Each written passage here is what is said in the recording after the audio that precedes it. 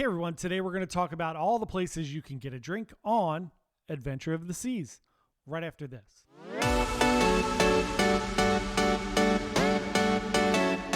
Hey everybody, John here from Bite Size Cruises. Welcome on back to the channel. If it's your first time here, thanks so much for coming to check us out. We're a small travel agency that specializes in cruise travel.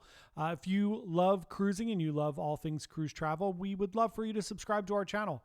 Come check out some videos. This week and next week, we're going to be doing a lot of videos on Adventure of the Seas. We're going through all the different parts of the ship, and then we're going to review all those things from the several cruises that we were on Adventure of the Seas. We were on a Bermuda cruise and also a Canada-New England cruise. So we're going to go through our different cruises and what we loved and what we didn't love so much, but most of it was all great. So right now we're going to talk about all the places you can get a drink on Adventure of the Seas. Now, keep in mind, if you go to the theater or any restaurants, you can, of course, get drinks there. There is bar service that comes around, and they will get you drinks at any of the venues where you can watch a show or eat anywhere, even at the buffet. At the old Windjammer, they will come and get you a drink if you would like one. So let's start on deck 4. And on deck 4, we're going to start with the Schooner Bar. So when you get on the cruise ship, you can kind of wander around a little bit, find some fun places to get a drink. Schooner Bar is going to be a great place. Deck 4 is going to be a great place to get drinks. So if you're thirsty, deck 4, deck 5, those are good options for you. Schooner Bar is the piano bar on the cruise ship. We talked about it under the entertainment options. It's a great place to go unwind in the evening, watch some amazing musicians play the piano and sing. You can throw them a couple dollar tips, and they will play whatever song you would like them to play within reason.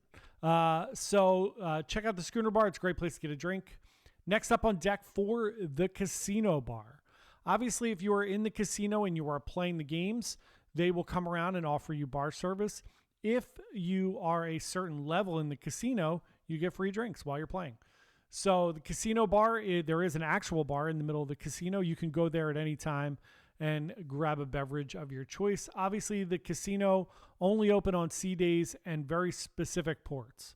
So sometimes they leave the casino open at perfect day, or if they have some type of reciprocal agreement with the country that you're visiting. So on one cruise I was on, the casino was open every day, which was amazing. It's usually not like that. So port days, the casino is closed while you're in port, and then it doesn't reopen until you're far enough away from that port to be out in international waters.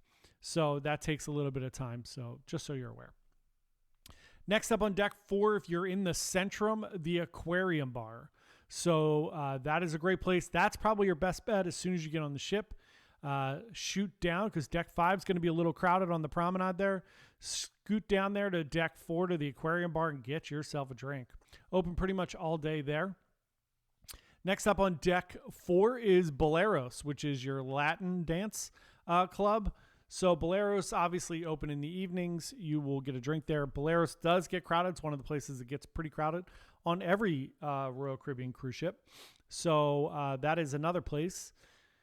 Next up is the Imperial Lounge. Imperial Lounge is where they do trivia, a lot of game shows, things like that. It is very quiet during the day, but there is bar service there.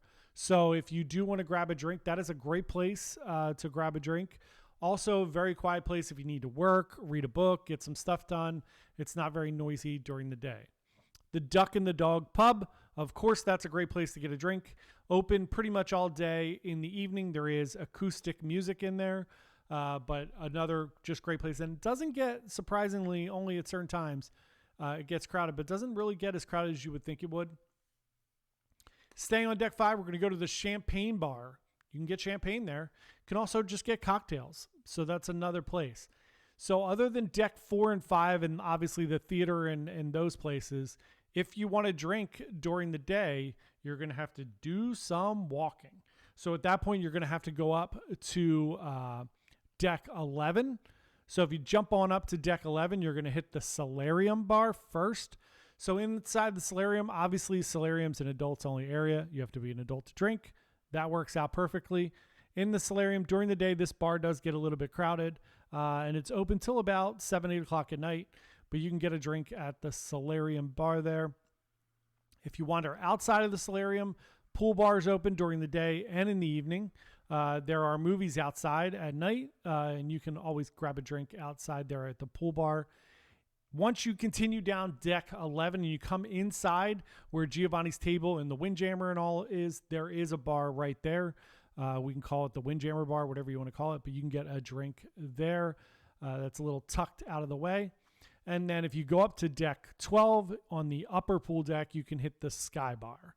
So that one does not get super crowded unless it's very hot out during the day.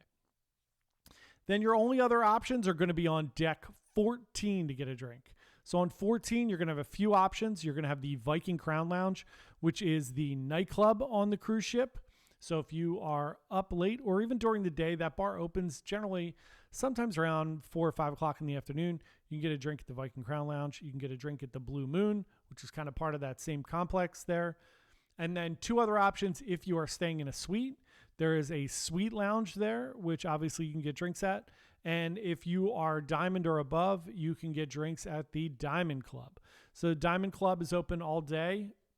Generally speaking, you can get drinks there from like early evening on. They do have happy hour for Diamond members where you can get free drinks there. So keep that in mind. So those are going to be your bar and drink options on the Adventure of the Seas. Keep in mind, some bars are going to have blenders if you want like one of the like a dirty banana or like a creamsicle or any of the fun mudslide drinks or anything like that. Some bars have blenders, some do not. Obviously, if you really want something like that, the pool bar is your best bet because they're always serving those up on the pool deck. And then obviously each bar has some signature cocktails. Like the Schooner Bar has like a lavender martini. So they have fun little drinks at each station. Doesn't mean they don't make those all over the ship, but sometimes they only have those ingredients at those specific bars. Just things to keep in mind. Again, those are your bar options on Royal Caribbean's Adventure of the Seas.